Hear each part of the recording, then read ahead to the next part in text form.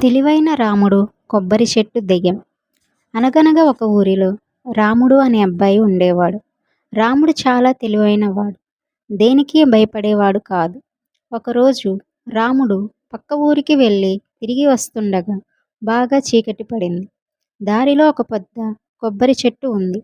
రాముడు ఆ తోట గుండా నడుచుకుంటూ వెళ్తుంటే అకస్మాత్తుగా ఒక పెద్ద దెయ్యం కొబ్బరి చెట్టు మీద నుంచి కిందకు దూకింది.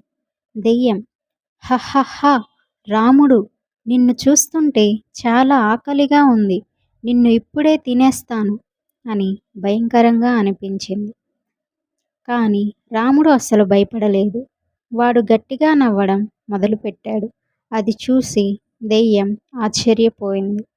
దెయ్యం, ఏయ్, నన్ను చూసి అందరూ భయపడతారు. నువ్వేంటి నవ్వుతున్నావు అని అడిగింది. రాముడు, నువ్వు అసలైన దెయ్యానివి కావని నాకు అర్థమైపోయింది. మా తాతయ్య చెప్పాడు, అసలైన దెయ్యాలు కావాలంటే చాలా పెద్దవిగా, వద్దు అనుకుంటే ఒక చిన్న చీమంత సైజులోకి మారిపోగలవట. నువ్వేమో ఇంత లావుగా ఉన్నావు. నువ్వు ఖచ్చితంగా నకిలీ దెయ్యానివే అన్నాడు. దెయ్యానికి కోపం వచ్చింది.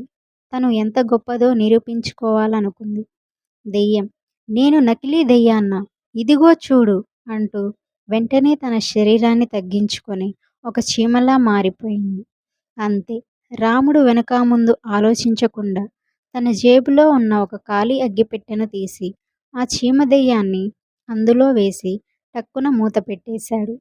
రాముడు, నువ్వు మంచి దెయ్యంగా మారే వరకు ఆ పెట్టెలోనే ఉండు అని చెప్పి నవ్వుకుంటూ ఇంటికి వెళ్ళిపోయాడు.